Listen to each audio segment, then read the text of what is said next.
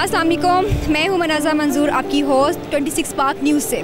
आज हम यहाँ पे आए हैं एग्जीबिशन के ऊपर। यहाँ पे स्टॉल्स लगे हुए हैं सब्जियों के। अभी इस वक्त मैं सब्जियों के स्टॉल पे खड़ी हूँ। जैसा कि आप देख सकते हैं मुख्तलिफ़ तरह की सब्जियाँ काश्तकार यहाँ पे लेकर आए हैं, जिसमें भिंडी, टमाटर, प्याज, करेले, हर चीज़ की एग्जीबिशन लगी हुई है। आला नस्ल की सब्ज़ी और आला नस्ल की यहाँ पे हर चीज़ें यहाँ पे पेश की गई हैं। अभी हम काश्तकारों से भी क्वेश्चन करेंगे कि आपका यहाँ पे एक्सपीरियंस कैसा है और आप अपनी कौन कौन सी वैरायटी यहाँ पे पेश करने के लिए लेकर आए हैं। जी, जैसा कि आप देख रहे हैं यहाँ पे सब्जियों की गार्निश की गई है, जिसमें करेले, आला नस्ल के करेले, ठीक है, यहाँ पे प्याज, तोरियाँ, टमाटर लगे हुए हैं। पीछे चलते जाएं अगर हम थोड़ा सा, तो यहाँ पे खीरे, आला नस्ल की तोरियाँ, सब कुछ पेश किया गया है।